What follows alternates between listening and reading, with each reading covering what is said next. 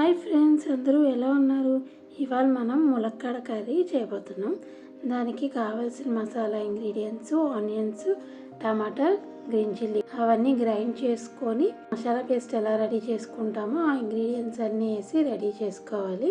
ఇప్పుడు మనం ఒక ప్యాన్లోని ఒక కప్పు ఆయిల్ తీసుకొని వేడయ్యాక మనం రెడీ చేసుకున్న పేస్ట్ అందులో వేసేసి బాగా వేగనివ్వాలి. మధ్య మధ్యలో కలుపుకుంటూ నాన్ వెజ్ రెసిపీస్కి ఎలా కలుపుకుంటామో అంతలా మసాలా దగ్గర పడితే బాగుంటుంది.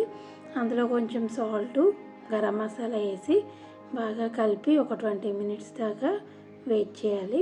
కొంచెం దగ్గర పడిన తర్వాత ఇప్పుడు అందులో మనకు కావాల్సినవన్నీ గరం మసాలా, ఉప్పు, కారం, టర్మరిక్ పౌడర్ వేసి బాగా కలుపుకున్న తర్వాత నేను ఇక్కడ ఒక 4 ములక్కాడలు తీసుకున్నానండి.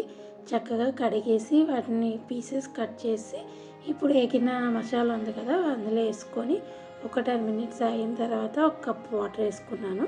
కప్ వాటర్ వేసాక ఫుల్గా మగ్గనివ్వాలి. ములక్కాడ కదా కొంచెం టైం పడుతుంది మగ్గడానికి. తర్వాత ఒక 30 మినిట్స్కి బాగా దగ్గర అవుతుంది. చూసారు కదా, మన ములక్కాడ మసాలా కర్రీ రెడీ అయిపోయింది. ఇప్పుడు కొంచెం కొత్తిమీరతో గార్నిష్ చేసుకొని వేడివేడిగా సర్వ్ చేసుకున్నామంటే సూపర్గా ఉంటుంది. మీరు కూడా ట్రై చేసి టేస్ట్ ఎలా ఉందో చెప్పండి. ఓకే ఫ్రెండ్స్, మళ్ళీ ఒక కుకింగ్ వీడియోతో కానీ స్టిచ్చింగ్ వీడియోతో కానీ కలుద్దాం. Bye friends.